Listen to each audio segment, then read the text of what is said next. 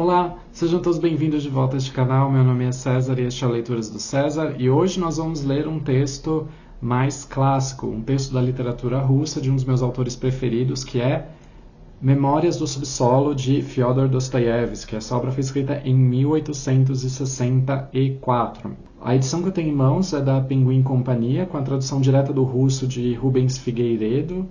É uma edição bastante simples, que tem apenas o texto em si e uma apresentação que é bastante curta. Eu gosto muito das edições da Penguin Companhia.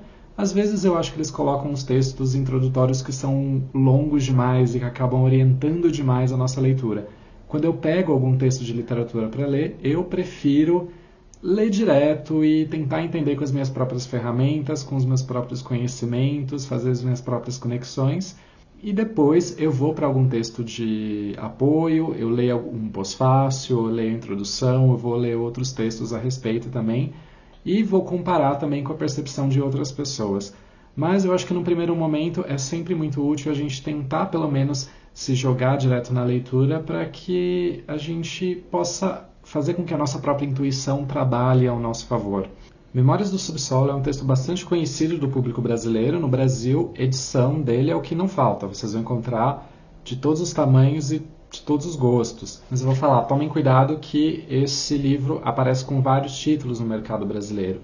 Esse que eu tenho em mãos é Memória do Subsolo, mas também vocês vão encontrar com Notas do Subsolo ou Diários do Subsolo.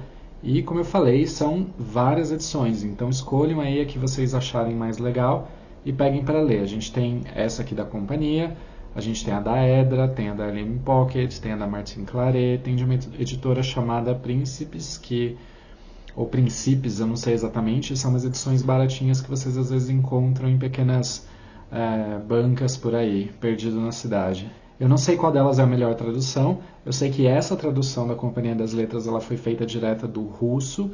Eu imagino que a da editora 34 também, ela é feita direta do russo, e eu aconselho vocês a quando escolherem uma obra para ler, principalmente quando for obra de um autor que fala uma língua que não é tão comum de ser aprendida, como por exemplo o russo, que tentem pegar uma edição que foi traduzida direto daquela língua, porque acontece que muitas vezes as traduções são feitas com base em outras traduções. Então, em vez de traduzir direto do russo, eu já vi edições, por exemplo, que são traduzidas do inglês ou são traduzidas a partir da tradução em francês e não é tão legal. Assim, por mais que ler traduzido já é um pouco um distanciamento da obra original, imaginam que seria tradução por cima de tradução, né? Não tem como. Então, sim, se você não pretende falar russo, se você não fala russo, como é o meu caso, é melhor pegar a edição que é traduzida diretamente do russo, ok?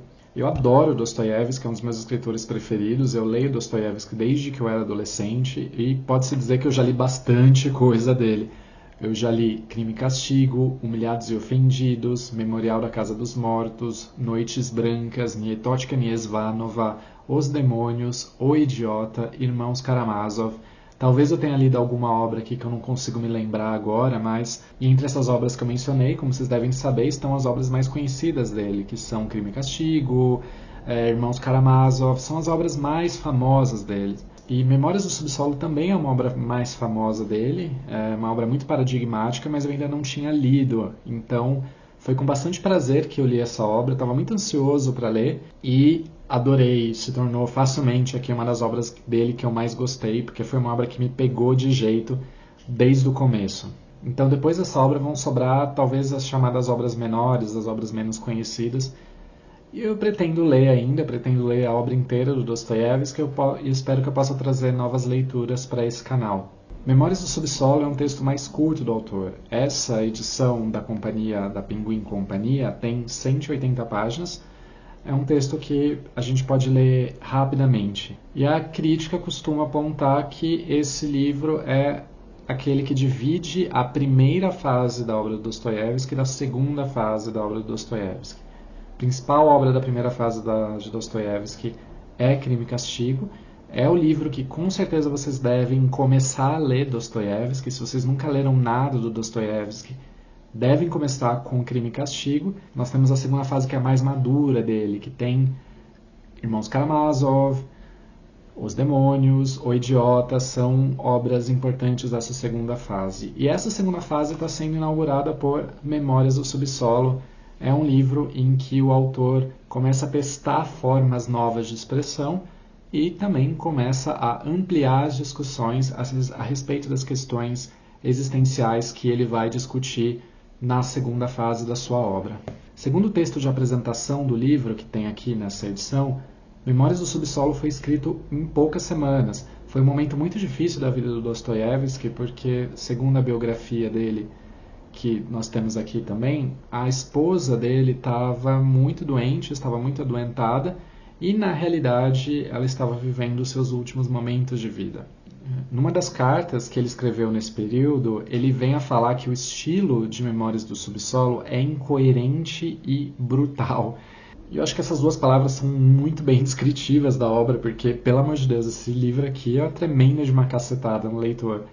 É assim, cada palavra é uma bofetada na sua cara, são muitas questões que ele joga de uma maneira muito direta e que ele propõe questionamentos que não têm respostas muito diretas, não tem uma solução muito direta para esses problemas.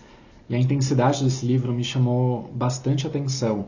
Geralmente, quando eu estou lendo, eu gosto de fazer pequenas anotações, ou eu gosto de grifar os trechos que eu acho mais interessantes de cada obra que eu estou lendo. Mas esse livro aqui eu precisei me conter para não grifar o livro inteiro, porque tudo que ele falava aqui era tão interessante, era tão significativo, pelo menos para mim, né? Eu senti uma identificação muito grande com essa obra, e depois que eu terminei, eu fechei o livro e pensei assim, poxa, e agora? O que eu faço?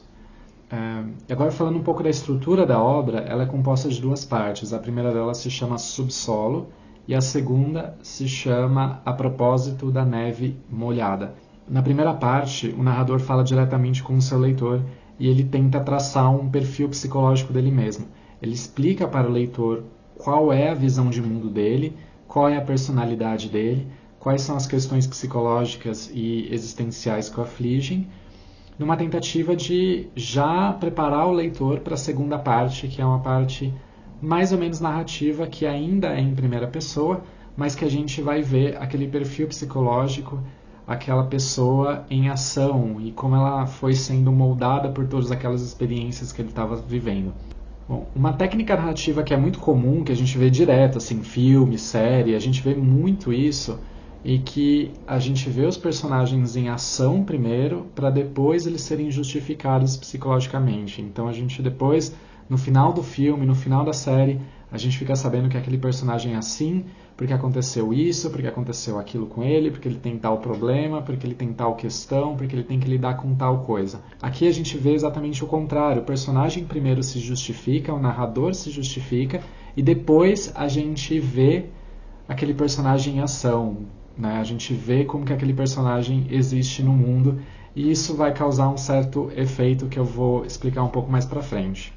E essa primeira parte é muito interessante porque o narrador ele não faz questão nenhuma de ser coerente. Inclusive, ele chega a falar para o leitor que ele está mentindo para ele. Ele fala, isso aqui eu falei, mas é mentira. Ele cai em contradição algumas vezes, ele não faz nenhuma questão de ser coerente. Aqui eu não sei se dá para falar propriamente de um narrador não confiável, mas eu acho que vocês aí de casa, se vocês já tiveram a experiência de passar num psicólogo, de conversar com um analista ou com um terapeuta, você sabe que é muito difícil a gente falar das nossas questões psicológicas de uma maneira muito aberta, ou de um jeito muito direto, ou muito verdadeiro, ou de muito franco. É muito difícil, porque para sobreviver a gente tem que falsear um pouco a nossa própria realidade psicológica, porque se a gente for até as últimas consequências dos nossos próprios pensamentos, a gente não vai conseguir agir, a gente não consegue encontrar o nosso lugar no mundo. E é justamente o que me parece aqui. O narrador ele mente para o seu interlocutor, não necessariamente ele mente de má fé, mas às vezes ele mente porque ele mesmo não sabe qual que é a realidade, porque existem determinadas realidades psicológicas que se sobrepõem e ele não sabe qual delas é verdade, ou realidades psicológicas que são contraditórias e que a gente, como pessoa, a gente precisa criar uma síntese entre elas, ou a gente precisa justificar isso pra gente mesmo, e é o que me parece aqui. Ele não é simplesmente uma pessoa que está ali mentindo de má fé. E esse personagem não tem um nome, ele nunca se nomeia, ele nunca diz o nome dele, então a gente vai chamá-lo de Homem do Subsolo, como todo mundo faz. Se vocês forem ver aí pela internet, sempre que a gente está fazendo uma análise desse livro, as pessoas vão dizer que esse é o Homem do Subsolo, é o homem que vive no subsolo. Então, no começo da primeira parte, ele vem se apresentar. Ele se apresenta como um homem doente, de alguma doença não especificada, que ele mesmo não sabe qual que tem 40 anos e que odeia o mundo e que sente raiva do mundo, de tudo que vive nele. E exatamente por causa disso, porque ele já não aguentava mais viver no mundo, não aguentava mais as pessoas, não aguentava mais todas aquelas situações, ele resolve viver de uma maneira isolada. Ele não é rico, ele não tem muito dinheiro, ele era um funcionário qualquer. Isso permite que ele tenha algum dinheiro ali, mesmo assim, então ele resolve viver uma vida módica desde que ele não precise mais sair de casa, desde que ele não precise mais conviver com ninguém. E ele conta um pouco das suas desventuras da vida. Ele fala que quando ele era funcionário, quando ele trabalhava no escritório, ele sentia um prazer de tratar as pessoas mal, porque aquilo era uma espécie de vingança, porque o mundo o tratava muito mal, então ele resolvia também tratar o mundo do jeito que ele era tratado. E ele fala que a coisa que mais o enraivece é o fato de ele não ser uma pessoa cruel por natureza. Mas assim, se ele não é uma pessoa cruel por natureza, por que ele é uma pessoa tão amargurada assim? De acordo com ele, toda a causa dos seus problemas é uma coisa que ele chama de consciência ampliada, que ele compara a uma espécie de doença. Para ele, ter a consciência ampliada do jeito que ele tem é uma doença que o aflige. Essa consciência, entendo eu, é uma espécie de capacidade racional de conhecer a si mesmo, entender as relações, entender relações de causa e consequência. Mas se você tem uma consciência muito exagerada das suas próprias fraquezas, das suas próprias ignomínias, você não vai conseguir agir no mundo. A gente não pode ficar a todo momento parar de agir para ficar pensando se aquilo que a gente está fazendo é certo ou errado. Se a gente faz isso, a gente deixa de agir, porque a gente não tem como definir muitas vezes dentro do calor das situações que a gente está vivendo, se tudo que a gente faz é correto. E isso, no caso do Homem do Subsolo, leva a uma grande paralisia, porque ele tem essa hiperconsciência, e essa hiperconsciência faz com que ele se torne impotente em todas as situações. Ele fala que os seres humanos são orientados não apenas pela razão, mas eles são orientados também pelas vontades. As vontades não são racionais, então elas não podem ser analisadas. Porém, a pessoa que tem essa hiperconsciência, ela está sempre naquele papel em que ela vai fazer uma autoanálise. E quando ela faz isso, ela deixa de agir para fazer essa autoanálise. A consciência sobre si mesmo, segundo esse Homem do Subsolo, não é uma coisa necessariamente boa que vai torná-lo uma pessoa melhor, mas que na verdade vai distanciá-lo das outras pessoas. E é isso que ele tenta fazer, ele tenta se distanciar das outras pessoas. Então, nessa solidão, ele não tem alternativa senão se entregar a sentimento de rancor, de ressentimento, de raiva em relação ao mundo. E ele começa a pensar que, na verdade, ele é dessa forma porque ele é superior, porque ele é mais inteligente que as outras pessoas, ele tem essa consciência ampliada, então essa consciência ampliada faz com que ele seja uma pessoa melhor do que as outras, seja mais inteligente do que os outros, mas o mundo não valoriza isso, o mundo não foi feito para ele, então o mundo que está errado e ele que está certo, ele é o superior. Ele é melhor do que as outras pessoas, mas as outras pessoas não estão preparadas para ter essa conversa ainda. E ele reconhece que todo esse sentimento de superioridade não tem muito lastro na realidade, não tem muito fundamento na realidade, porque todas as histórias que ele conta são histórias em que ele frequentemente vai ser humilhado. E o pior de tudo é que ele é humilhado não pelos outros em si, mas ele é humilhado pelo seu próprio sentimento de inferioridade. Então veja bem que ele fica muito nessa coisa de eu sou superior, mas eu sou inferior. Eu sou a pior das pessoas, mas na verdade eu sou superior a elas. É um conflito que ele tem, essa incoerência que ele tem, que é uma incoerência que o paralisa. Bom, e é nesse momento que ele introduz esse conceito de subsolo, que é esse lugar onde ele se refugia, essa sensação que ele tem, esse ressentimento, esse sentimento de superioridade, mas ao mesmo tempo é um ressentimento, é uma raiva, é um despeito que ele sente em relação ao mundo porque o mundo o maltratou. Então não lhe resta nada a não ser ficar ali no seu canto, ficar sozinho e usar sua própria imaginação como uma forma de, olha só, na verdade eu sou superior, eu mereço muito mais do que o mundo pode me oferecer. Essa figura do homem do subsolo é uma grande sacada do Dostoiévski. Eu tenho certeza que vocês já conheceram alguém que talvez apresente características muito semelhantes a elas. Pessoas que não deram muito certo na vida, pessoas que não se adaptaram muito bem à vida social e que no final das contas elas acabam se tornando pessoas ressentidas, pessoas que vivem no canto delas, mas elas vivem sempre amaldiçoando o mundo ao redor. Aqui nesse canal, por coincidência, foi muito coincidência isso, mas a gente já leu um livro que tem um personagem que pode ser considerado uma espécie de homem do subsolo, que é As Avessas, de Joris Carl Huysmans. Nesse livro, que foi publicado em 1884, ou seja, 20 anos depois de Memórias do Subsolo, a gente tem esse personagem que é o Desessont, que muito cedo na vida deles ele percebe assim, esse negócio aí de vida social não é muito pra mim não, eu tô fora.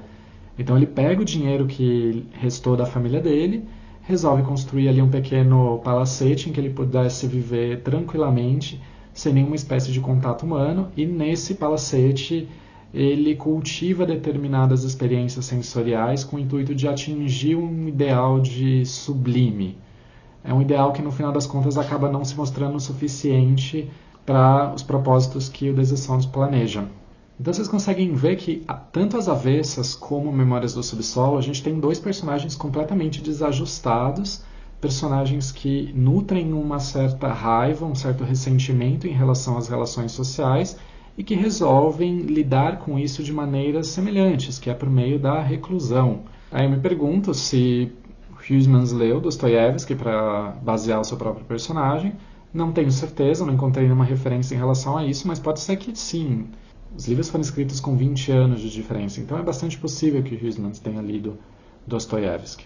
Mas na realidade o que mais me chamou a atenção na relação entre esses dois livros foi que no livro do Huysmans, se vocês devem se lembrar do vídeo, existe um determinado momento em que aquele isolamento, a reclusão do Desessont é interrompida por uma dor de dente.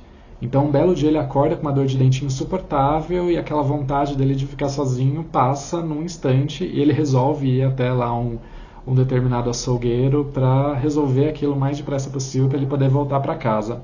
E olha só que coincidência, aqui em Memórias do Subsolo existe um trecho em que o nosso homem do subsolo vai dizer que uma dor de dente pode até trazer prazer para uma pessoa.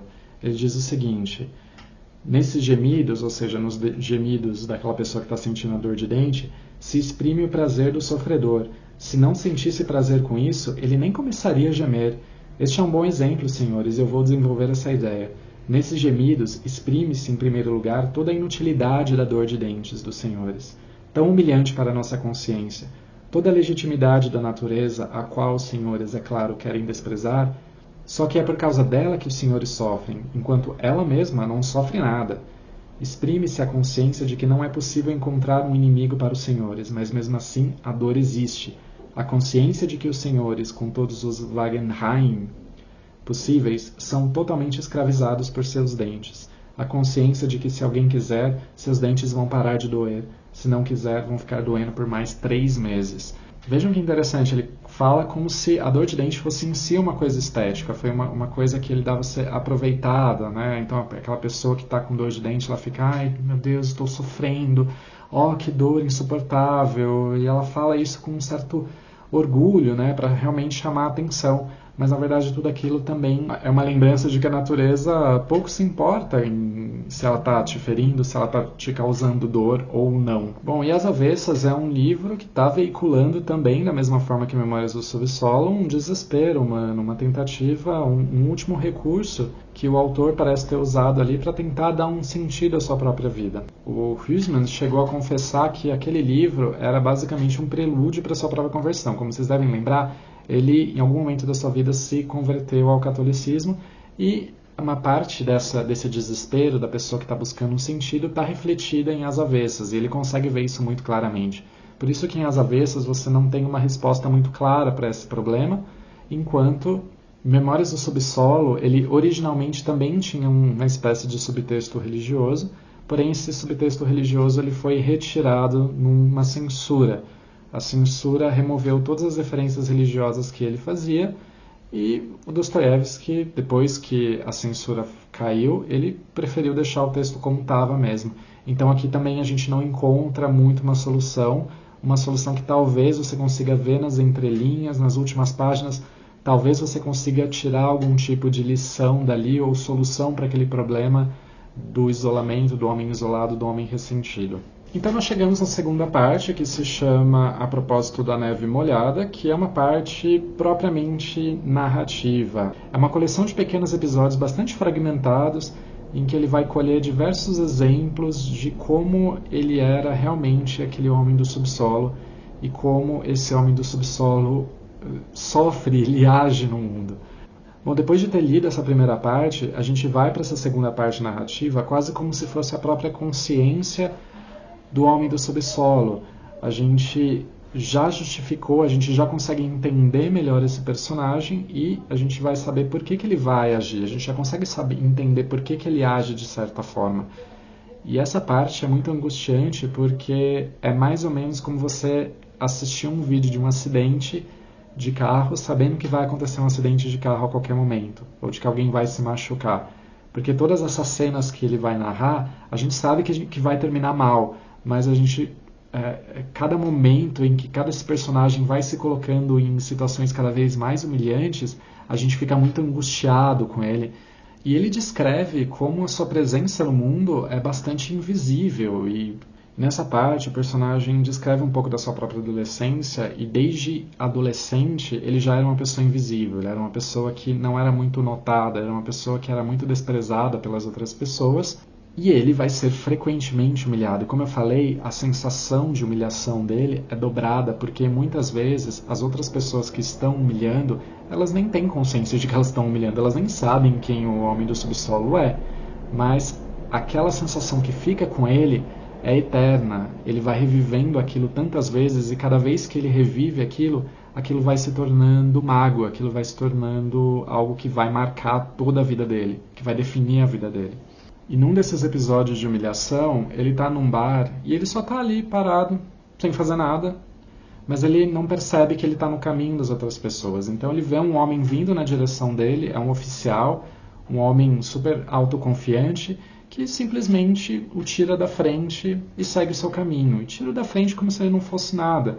E ele se sente tão humilhado por aquilo, não porque aquele homem teve a intenção propriamente de humilhá-lo, de destruí-lo, mas porque aquilo dá para ele uma noção de que ele é insignificante, de que ele simplesmente pode ser tirado da frente como se fosse uma lata de lixo, como se fosse ali uma pedrinha que você tira do caminho, para uma porta que você abre para seguir o seu caminho. E ele fica obcecado com aquilo, ele não consegue parar de pensar naquilo, em como aquele homem humilhou. E ele resolve perpetrar algum tipo de vingança contra ele. Então ele fica planejando que ele começa a seguir o homem, ele prepara um jeito em que ele vai poder dar um encontrão com ele no meio da rua e seguir o caminho dele como se nada tivesse acontecido. Só que aí a pergunta que eu faço é, como que ele vai produzir a mesma sensação de humilhação naquele homem que é totalmente autoconfiante de si, que não fica muito pensando nessas coisas para agir, ele simplesmente segue o caminho dele normalmente.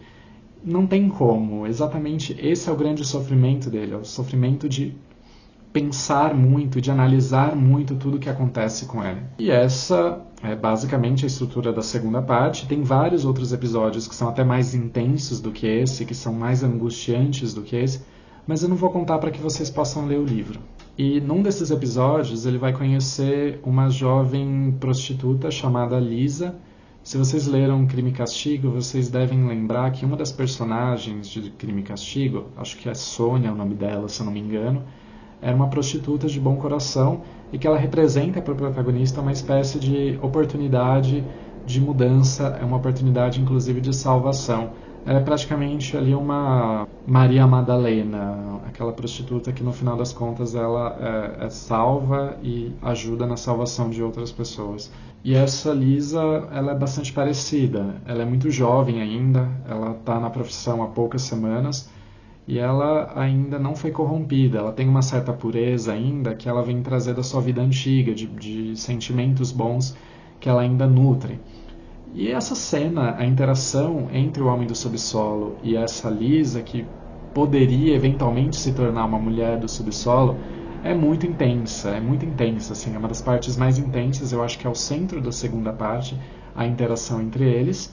E fica aí a pergunta, será que uma mulher como essa poderia, de repente, ser tão boa a ponto de transformar esse homem do subsolo e fazer com que esse homem do subsolo floresça para viver uma vida de verdade, em vez de ficar ali só no seu canto, se remoendo e odiando o mundo ao seu redor? Aí fica aí a questão para vocês lerem o livro assim que tiverem oportunidade. Bom, eu confesso que esse livro me impactou bastante. Em alguns momentos eu ficava me perguntando, será que eu sou assim? Será que esse homem sou eu? E se esse homem sou eu, como será que eu posso mudar isso? Como que eu posso reverter isso na minha vida?